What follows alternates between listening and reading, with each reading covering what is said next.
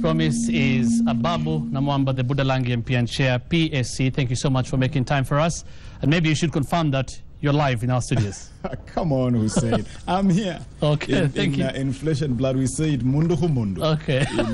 Thank you very much. Yes. Yeah. Just to set the record straight and first at least to give the Honorable Ababu Namwamba some time to respond to all these issues for the first time. He has been accused of high-handedness and arrogance as the PAC chair, sometimes going to trips alone and neglecting other people when people are going to trips abroad, leaking committee reports, and even taking a bribe of 5 million shillings to doctor a report that a bribe coming from Mutea Iringo. All these allegations have been made against Ababu Namwamba. He has done his part, of course, today, appearing before the Privileges Committee and put his record straight. And I think it's important to just give him time to respond to these allegations very briefly before we proceed. First of all, Hussein, let me say that I'm very happy to be here, and that for the last 3 weeks, this matter has raged in public. It's been discussed in every place, but only one side of this narrative has been heard, the side of these allegations and of these rumors. This is the very first time that I'm coming out to tell my side of the story. And Kenyans may wonder why. Why have I been silent all this time? And I've been silent because I'm a respecter of due process. I respect due process, I respect procedure. The moment this matter erupted, I brought every scrap of information in my knowledge to the Speaker. And the Speaker can confirm that indeed he's in possession of all this information for the last 2 or so weeks. Right. And when the Speaker made it clear that he was going to institute a process to look into this matter, I believed that wisdom demanded and proper procedure demanded that I should hold my horses, keep all the information in my possession, and officially and formally table this information before the organ constituted to conduct this process. I did that today, and that's why I feel liberated that since this information is now in the public domain, I can now discuss this matter. And it is also important, Hussein, for it to be clarified that I insisted to be grilled by this committee in public. And indeed, the reason why the session yesterday did not proceed is because I refused to be grilled in private. Because this matter is a matter of public interest, and I see no reason why a committee of parliament investigating a matter such as this would want to discuss this matter behind closed doors. Now, let's come to the issues you have raised. Very briefly. Very briefly, actually, in just a few seconds. You heard the chairman of the Powers and Privileges Committee himself, Mr. Honorable Cheboy, together with several of his members, unequivocally, unambiguously, clearly indicate that Ababu Namwamba is not on trial. And you are in that room, Hussein. I could see you standing right there in the room. Ababu Namwamba is not on trial. Ababu Namwamba is not being investigated, and that there are no accusations of any nature against me on any record.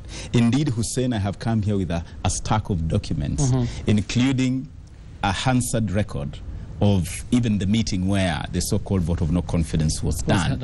And you will actually confirm from this record that there is no single accusation against me. And that's why I've always asked, other than the rumors, the speculation, and the political noises, what exactly is Ababu Namwamba accused of? And if you have any accusation against Ababu Namwamba, why is it not on record? This matter has been raging for 3 weeks now. How would it take 3 weeks of debate, discussion, innuendo, speculation, rumor mongering, and yet there is absolutely no single accusation on record to this date? But on the Hansard, what you're saying then is there's no evidence that have been adduced on anything, or just allegations?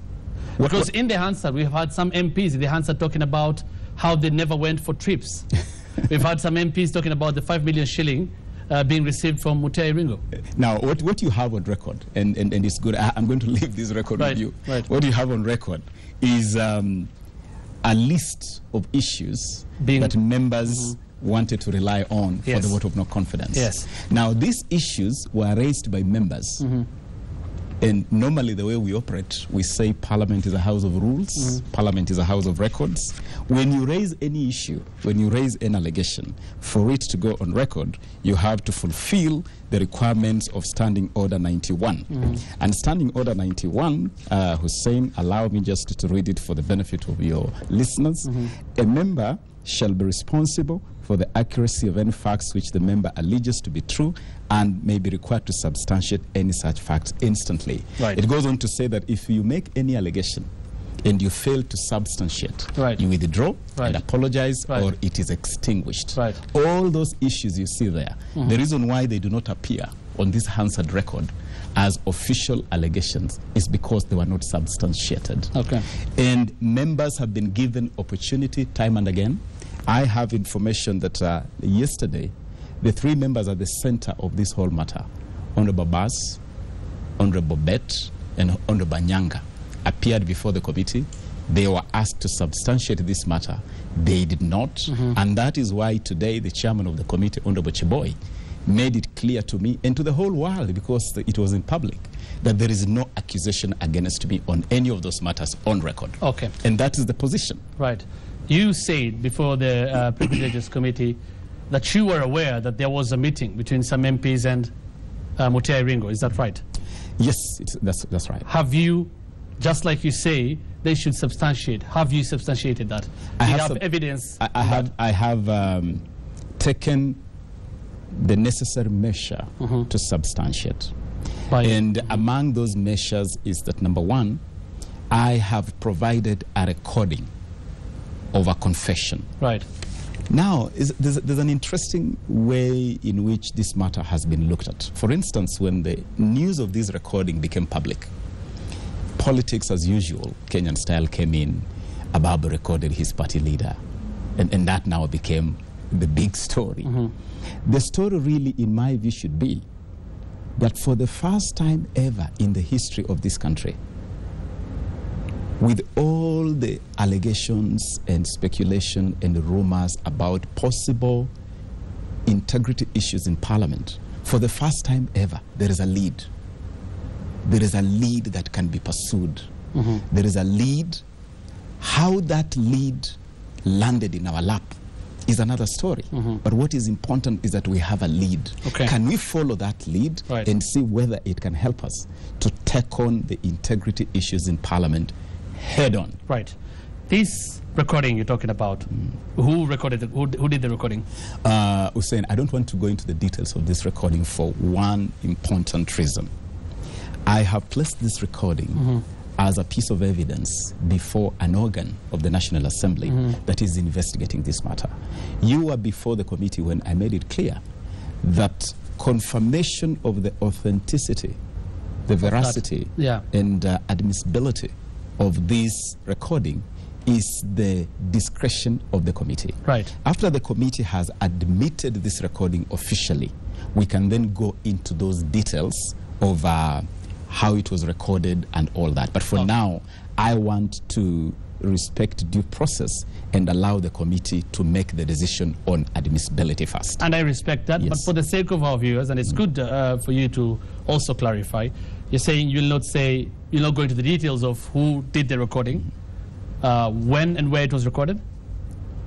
What I'm saying is that there are details that I'll discuss with the committee. Right. And I made that commitment when I appeared before the committee today, that I'll discuss those details with them after they have admitted it. Right. For now, what Kenya should be interested in is, are there voices that are audible on this recording? They are. Can we identify these voices? They are. Are these voices providing any leads that could help in the investigation around this matter? Right. And in my view, that recording is a fantastic opportunity for us to start walking the walk. We talk so much about fighting corruption. Even this whole thing about trying to pit Ababu against Raila Odinga, who is my party leader, really is unnecessary, because in my view, Raila Odinga is a paragon. He's a champion against corruption.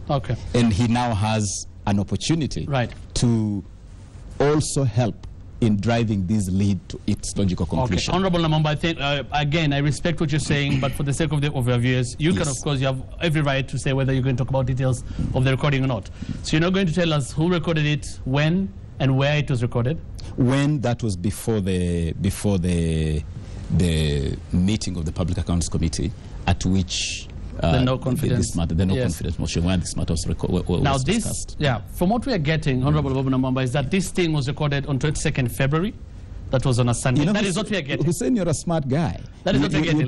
Let me finish. I'm not trying to do anything. Yes. Let me just finish first. You're at liberty to respond or not. Yes, please. We gather it was recorded on the 22nd of February. Yes. This is a few days before the motion of no confidence was, before the Hansard and everything, before you went, the PAC meeting happened. Many would are already asking why was this recording done on that day, just a few days before this happened? Let me say this. First of all, I want to confirm here, as I confirmed before the Powers and Privileges Committee, that all details about this recording are available, will be divulged in the context of this investigation, respecting due process. But let me also say that when this matter erupted, from the blue, it put pressure on the entire committee to try to get to the root of this. Because if all of a sudden a committee that has operated so well suddenly gets embroiled in rumors flying left, right, and center, everybody is interested to find out exactly where the truth could be. And as the chairman of this committee, I felt duty bound to try and gather some information. And by the way, Hussein, I didn't just gather information.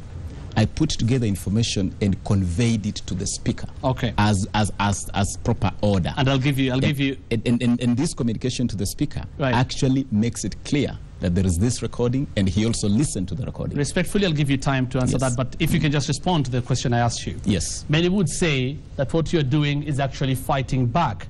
You knew this thing is coming in a few days, and you decided to do this recording so that you can deflect the attention from you. And Hussein, it's like a smear campaign. That is the accusation that's being made. That I'll answer. Hussein, you can only fight back against something that is real. The bribery allegation against Ababu Namwamba. Who exactly is the owner of that allegation? Who is my accuser? Let me just proceed with that line. One, who is my accuser? Two, where is the evidence from this accuser? And most importantly, this is critical, and we've sort of grappled with this matter for a long while. Why wouldn't this accuser formally place this accusation on record? Because only when you have put an accusation on record can you be interrogated on record. Finally, Hussein, normally when you accuse somebody of being compromised, you must also link it to what exactly they were compromised to do.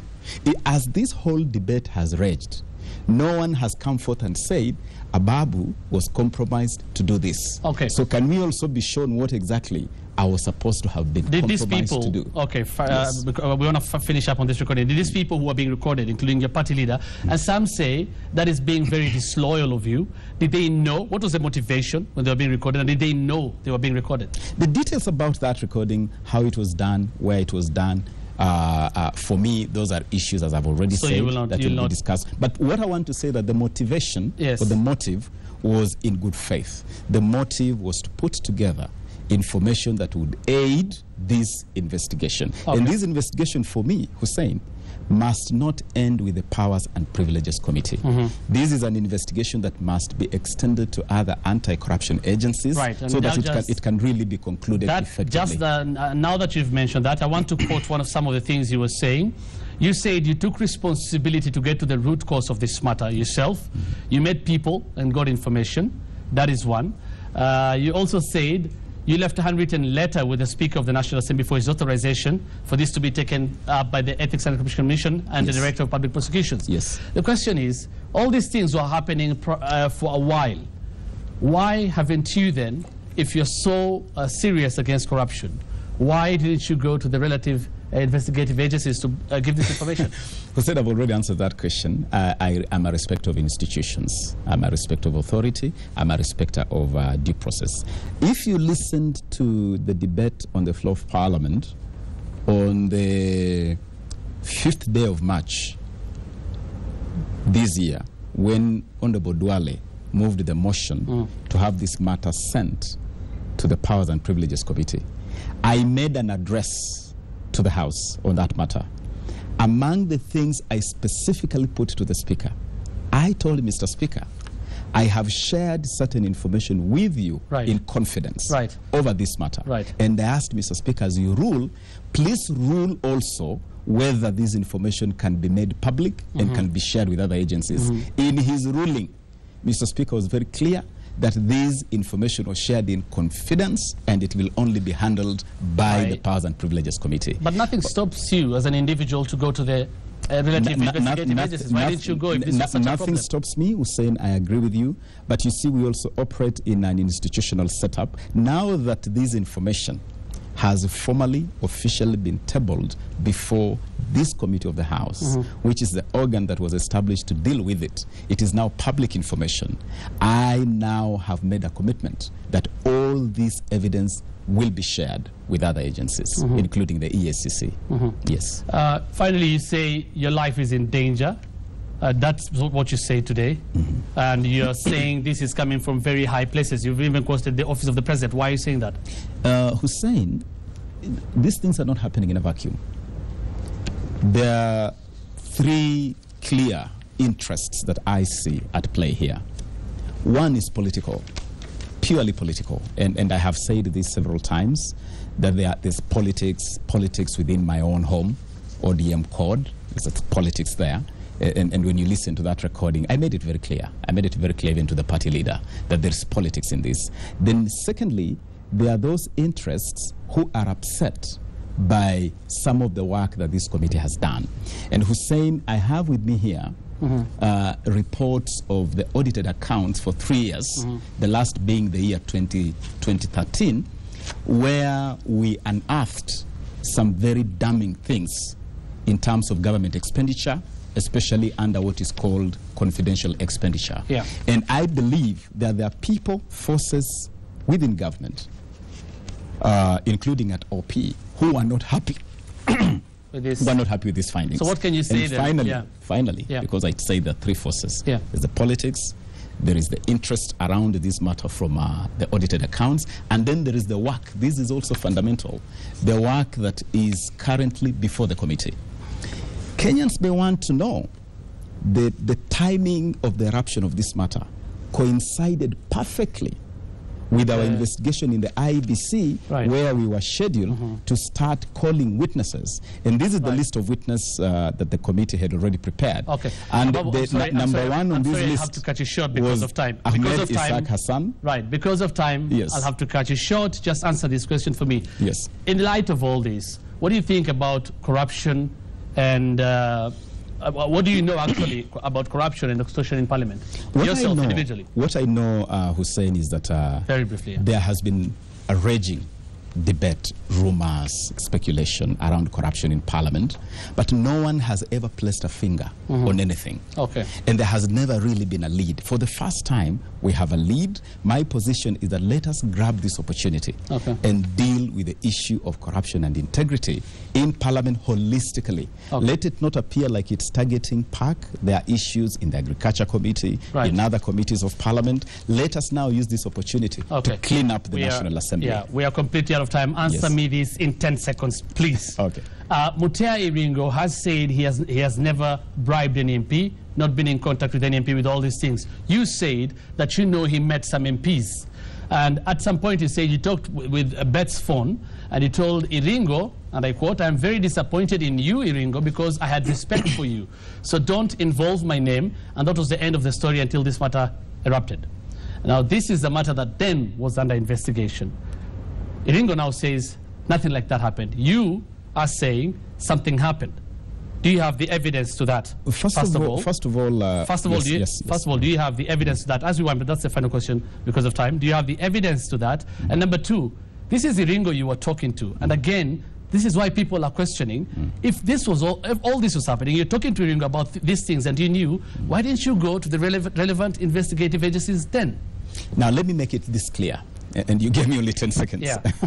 First of all, Hussein, I have not made any accusation against Iringo. That needs to be made clear. What I have provided is information linking Iringo to this matter. Yes. And that information is twofold. On one side, a member is confessing on record that a meeting took place. That confession is not made by me. It is made by that member. And so the linking of Iringo to that matter is not being made by me. I'm simply providing information of a member doing so. The second angle to this is I am sharing information that now, with the benefit of hindsight, I do recollect that a member had indicated that there was a liaison between some members of the committee and Iringo. It is a matter which, as I have said clearly on record, when it came to my attention, and by the way, that's why we have the technology of phone records. By looking at phone records, it can be confirmed which member spoke to who, at what time, and when, and that can be confirmed. And the moment I expressed my displeasure to this gentleman, I considered the matter ended, and most importantly, the work we were doing in respect of audited accounts where Iringo was involved, it was well protected, and when you look at our recommendations, they're very harsh on Iringo. We are hoping. Properly so. We are hoping we'll find more time. And those recommendations are in sync with the evidence standard before the committee. We are hoping we'll have more time to get into the bottom of this. A lot of questions still I have, a lot of questions still to be asked. But sadly, because of time, because we're also having a mini debate in the Kajiado Central by-election. And Kiguta, of course, is in Kajiado Central with all the candidates. We'll have to rush this through. Thank you so much. Thank you. And I'll be glad. Let me tell you, listener, that I'll be glad to join you here again another time to get to the root of this. We'll have time. Thank you so much. Now, moving on, Ethics and Anti-Corruption Commission Deputy Chief Executive Officer Michael Mubea was today locked out of office and his security withdrawn as the intrigues within the anti-graft body deepened. Now, Mubea, who was interdicted for 30 days by Commission Chairman Matemu and later dramatically reinstated by the EACC CEO Halake Wako, was denied access to his office on Matemu's orders. The uncharacteristic squabble between the Commission's top leadership comes days after high-profile prosecution of Anglo leasing suspects, as Jackie Maribe now reports.